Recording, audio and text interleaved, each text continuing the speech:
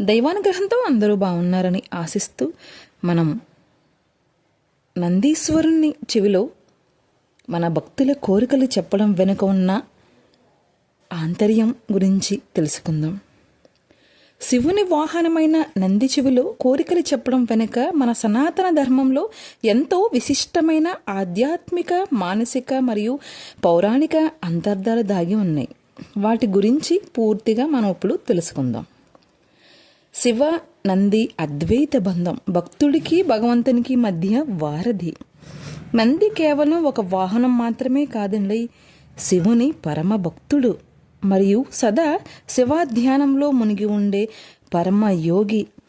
అలాంటి నందీశ్వరుడు మనం నందీశ్వరుని చెవిలో చెప్పడం వల్ల ఆ స్వామివారికి ఆ కోరిక త్వరగా చేరుతుంది. ఎందుకంటారా? ఈశ్వరుడు ఎప్పుడు గాఢ నిద్రలో లేదా అంతర్ముఖుడై తపస్సులో ఉంటారు కదా. ఆయన ధ్యానానికి భంగం కలిగించడం ఎవరికీ సాధ్యం కాదు.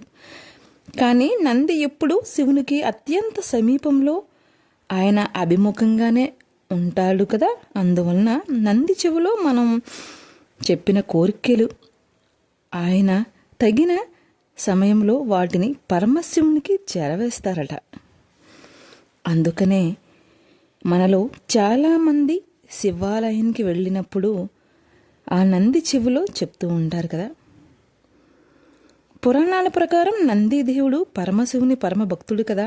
వాహనం మరియు ద్వారపాలకుడు నంది ఎల్లప్పుడూ శివుని వైపు చూస్తూ ఉంటారు. అందువలన భక్తులు తమ కోరికలను నంది చెవిలో చెబితే వాటిని నందిస్వామి శివుడికి చేరవేస్తాడని విశ్వాసం. ఇక భగవంతుని ముందు మనం భక్తిగా వినయంగా చెప్పాలని ఇది సూచిస్తోంది కదండి.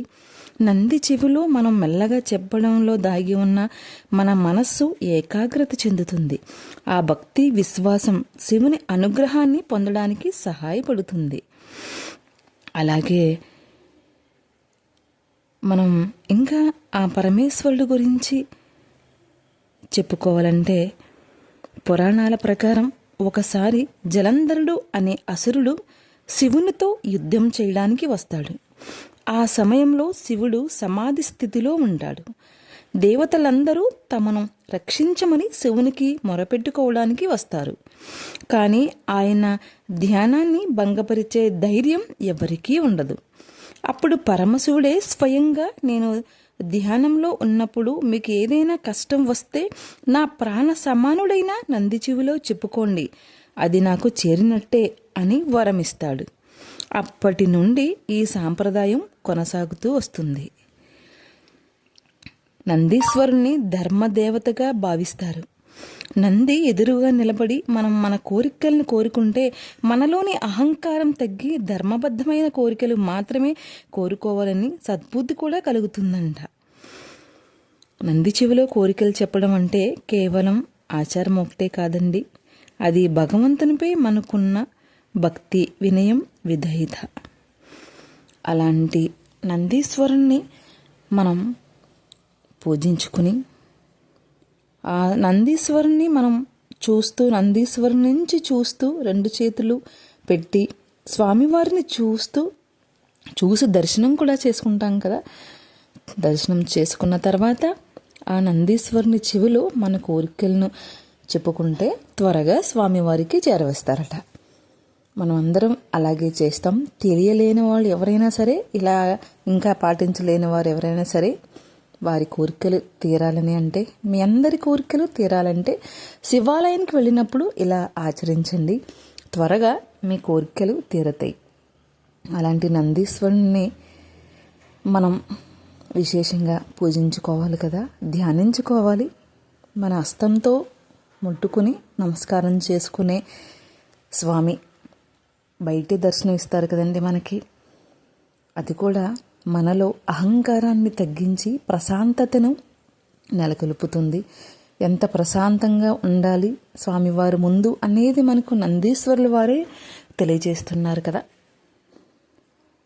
అలాగే మనం పాటించుకుందాం. మన కోరికలు త్వరగా తీర్చాలి అంటే బోలాశంకరుడి వల్లే అవుతుంది కదా. ఆ పరమేశ్వరుడికి శివారాధన ఎలా చేసుకోవాలో, శివుని అభిషేకం ఎలా చేసుకోవాలో, బిల్వార్చనతో ఎలా చేసుకోవాలో నేను వీడియో చేసి యూట్యూబ్ ఛానల్లో అప్లోడ్ చేశానండి. ఇప్పుడు మనం నందీశ్వరుడి చెవిలో కోరిక చెప్పుకోవడంలోని ఆంతర్యాన్ని తెలియజేశాను నాకు తెలిసినంతలో. అలాగే మీ అందరికీ ఏదైనా పూజ గురించి కానీ ఏదైనా దేని గురించైనా మీకు డౌట్ అనిపిస్తే కనుక కామెంట్ రూపంలో తెలపండి. నాకు తెలిసినంతలో పూర్తి వివరంగా మీ అందరికీ తెలియచేస్తానండి. ఈ ఆధ్యాత్మిక ఛానల్ను మీరందరూ ముందుకు తీసుకెళ్తున్నందుకు పేరు పేరున ధన్యవాదాలు తెలుపుతూ, నా వీడియో మీ అందరికీ నచ్చినట్లయితే ఒక చిన్న లైక్ చేయండి, షేర్ చేయండి, సబ్స్క్రైబ్ చేయండి. జ్యోతి భక్తి వ్లాగ్స్. ఆ పరమేశ్వరుడు మీ అందరి కోరికలు తీర్చాలని మనస్ఫూర్తిగా కోరుకుంటూ, ఈ వీడియో మీ అందరికి నచ్చినట్లయితే ఒక చిన్న లైక్ చేయండి, షేర్ చేయండి, సబ్స్క్రైబ్ చేయండి.